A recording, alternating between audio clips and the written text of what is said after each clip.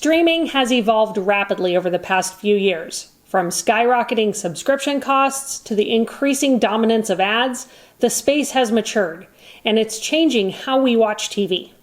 But what's next? In this video, we share 5 predictions for the future of streaming in 2025. From live sports and price hikes to potential mergers and new features, the industry is set for some big shakeups.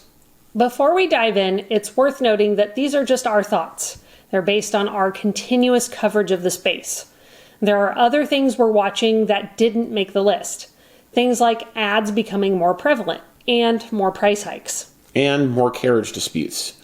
All those things are just the realities of a mature streaming market and the fact that cable and satellite TV are dying. Definitely. Now, let's kick things off with our first prediction, and it concerns ESPN. There is nothing more dynamic in the streaming space than live sports. So 2025 could be the year that Disney disrupts the industry with its direct-to-consumer ESPN streaming service. For years, live sports have been the lifeline for live TV streaming and traditional cable. But now ESPN is ready to take the leap with its direct-to-consumer streaming service, and it's set to be a game changer. Live sports rights are big business. Ampere analysis found that streaming services spent $10 billion on sports broadcasting rights in 2024. That's 4 times as much as they spent just 5 years ago. And Ampere predicts streaming platforms to spend more than $11 billion on sports rights in 2025. They believe Amazon is poised to jump WBD in sports rights spending.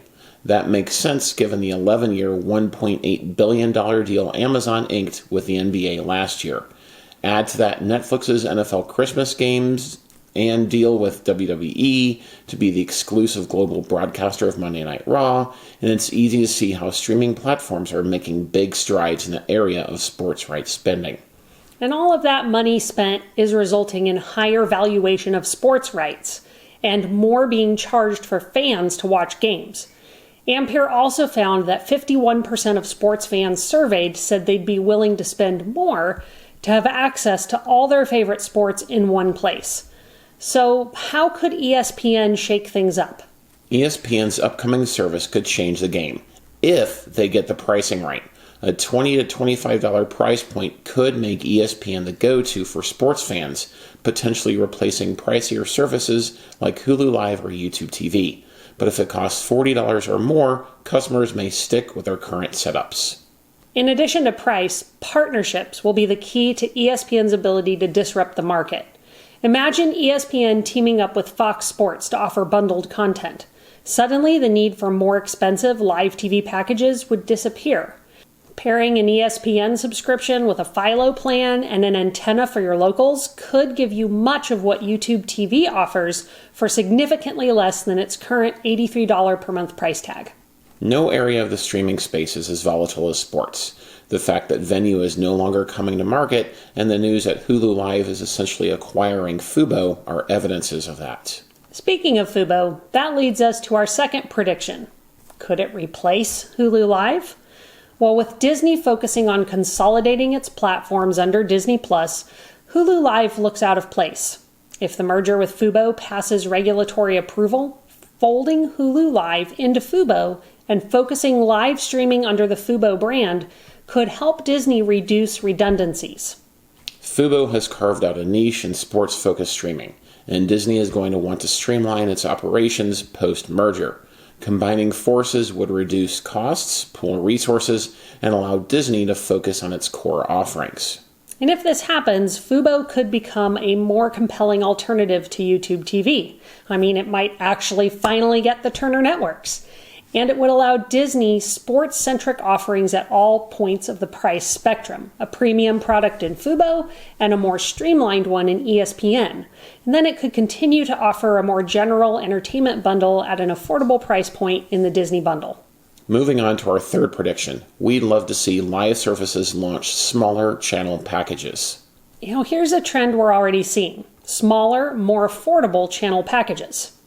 Sling TV has been doing this for years, but other services are finally catching on. DirecTV Stream and Fubo both struck deals with Disney in late 2024 and early 2025 to create smaller bundles tailored to specific audiences. Then DirecTV launched My Sports, marketing it as a customizable sports channel bundle for streaming users.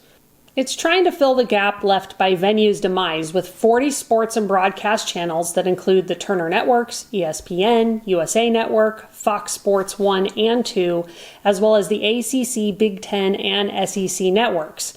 And it includes networks from all 4 major sports leagues, along with any local stations that are owned and operated by ABC, Fox, and NBC in the 24 major markets it's available in at launch.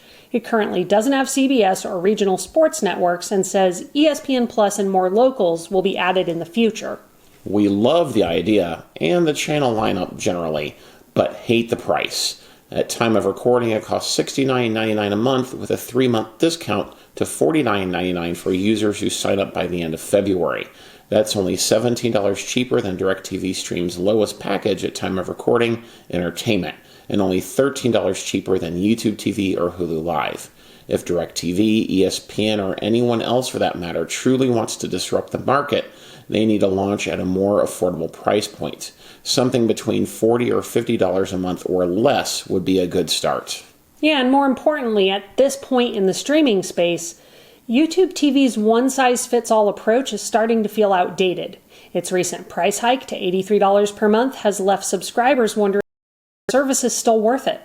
For streaming services to stay competitive, they need to offer flexibility. Consumers want choice, and smaller customizable packages are the way forward. DirecTV's first efforts don't make us hopeful that they will be the streamer to bring this change to market, but we expect that someone will. Yep, now for our 4th prediction, let's stick with live sports. In 2025, we're going to see them continue to move to on-demand platforms. Netflix's NFL Christmas games, racing, and Monday Night Raw offerings show it is moving into live sports and events broadcasting on a global scale.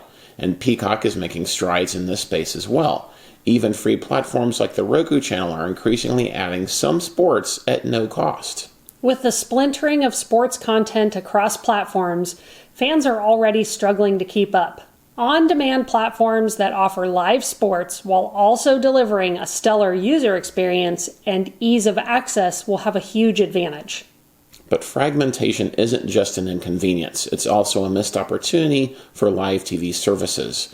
If sports fans can find their favorite games on an on-demand service or even for free, they'll have even less reason to pay for an expensive live TV service. This is a critical moment for the industry.